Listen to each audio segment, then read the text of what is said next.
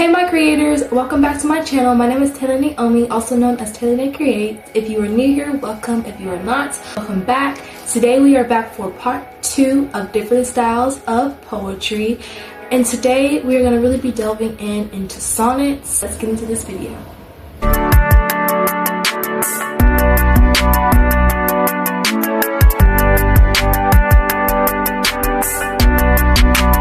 So like I said in the last video, I have a handful of different styles of poetry that I'm going to be talking about.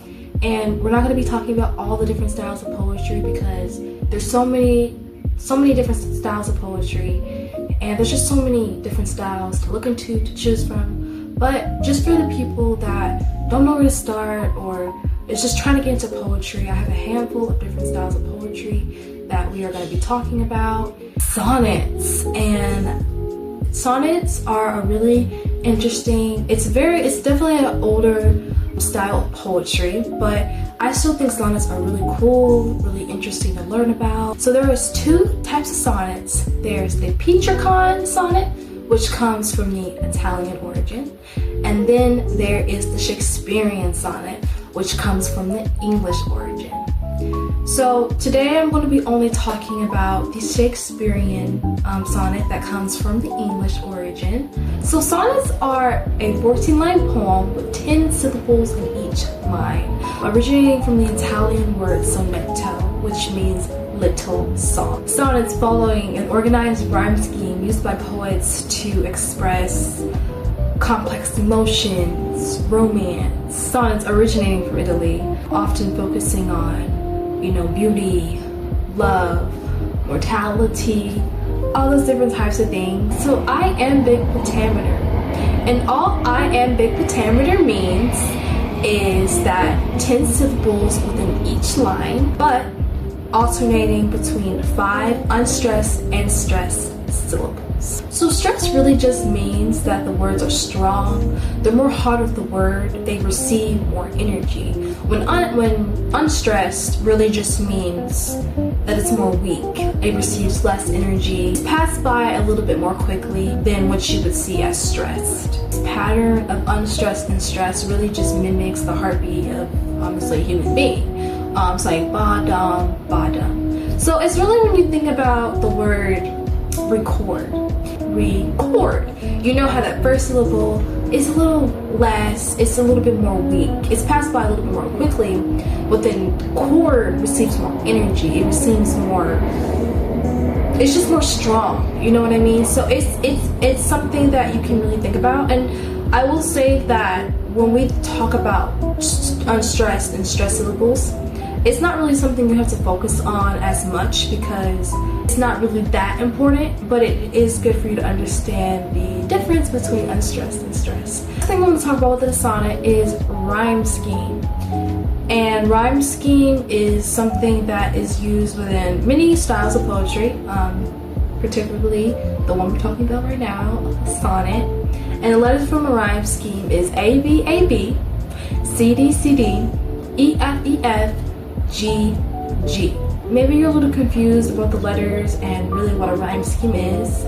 I will break it down for you and just really get you to understand. So these letters represent the rhyme scheme of the poem, and each letter stands for a specific sound at the end of the line. Lines that share the same sound must rhyme with the other, and a new letter is introducing a new sound. Just to give you an example of what this would look like, we're going to take the poem Dust of Snow, and we're just going to use the ABAB rhyme scheme. I'm going to read the poem for you, and I'm just going to explain what I read.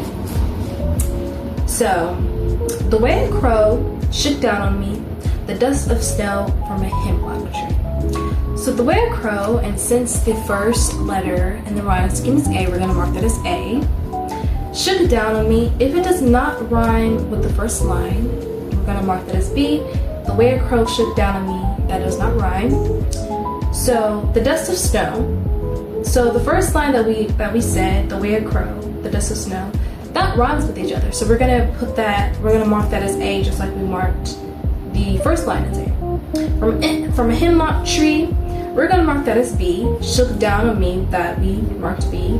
From a hemlock tree rhymes together, so we're gonna mark that as B. How a rhyme scheme is gonna work within the sonnet of the poem. So that is really what rhyme scheme is. Now I know it might be a little confusing on like where the letters are put in place, because there's so many letters within a sonnet. So there's A, B, A, B, C, D, C, D, E, F, E, F, and G, G. So there are 4 stanzas within a sonnet, but just make sure there's 3 quatrains, which really just means that the three stanzas needs 4 lines within them, ending with your final rhyming couplet, which usually is just 2 lines. First stanza would be A, B, A, B. The second would be C, D, C, D. The third would be E, F, E, F. And the final would be G, G. So that would be how you would section them and where you would section them in. Just make sure that you're introducing new rhymes within the fresh new set of letters you have. So A, B will have its certain flow of rhyme.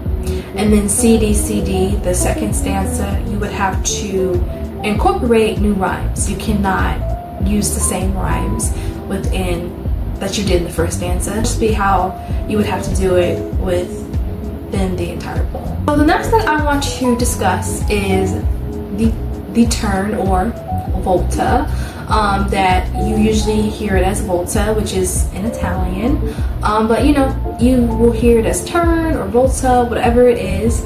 And all volta is offering a new perspective, a new solution within the poem. So it's usually a critical shift or even thought in the poem, and it usually happens in the middle or a little bit before the final couplet within the poem. And volta really is offering a new perspective, a new solution, a shift in thought. That's really what a volta really is. It really serves as a turning point. You know what I mean? So it just really serves as a new perspective, a change in thought. So that is really what a volta is. And I would say when reading a sonnet, don't just focus so much on the rhyming words. Really focus on that turn, that shift, that new perspective within the poem, the volta. I feel like when you look for those things within, and honestly, I feel like when you look for those things within any poem, it really does unlock the true meaning of the poem. So yeah. I'm gonna just talk about one more thing before we end it, before we end this part 2 of different styles of poetry. Shakespeare's sonnets have really shaped today's culture, it's really shaped so many things within the world. And even if you do not want to particularly write sonnets, I will just say that when it comes to sonnets, it's in so much. Like, sonnets have really evolved over time. I would just say it inspired global pop culture, been remixed into contemporary music and theater, being an old-fashioned way of writing, but it's used into so many things. It's used in music, it's used in filmmaking, it's used in so many things. People still continue to do plays on Shakespeare, on Romeo and Juliet, Hamlet, so many other things. I will say, even if you don't necessarily want to write sonnets, it will be so good to still learn about it, because if you're into filmmaking, if you're into music, if you're into any of those things, maybe you're just into script writing for movies or shows, maybe you're just into those things. When it comes to Shakespeare, when it comes to sonnets, sonnets have been put into so much of today. We still use sonnets today for so many things within the world. Shakespeare's sonnets shaped modern movies by providing a timeless structural blueprint for romance and serving as romantic plot devices and visual notions of beauty. Filmmakers use this to add deep and emotional resonance to contemporary storytelling. And sonnets are famously used in scripts like all the time. For example, similarly, like poems are featured in movies. When you hear like music and you look at rappers, you know, when they have that rhyming pattern and rhyme and all those different types of things, you know, I think it's always just fun to learn different other styles, because maybe you want to do something a little different. Maybe you want to try something new. So sometimes you have to try multiple styles to see which one you like the best. So I really hope you guys enjoyed this video on different styles of poetry on sonnets.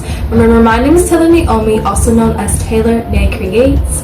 Y'all are creating beautifully, and I'll see you guys in the next one. Bye!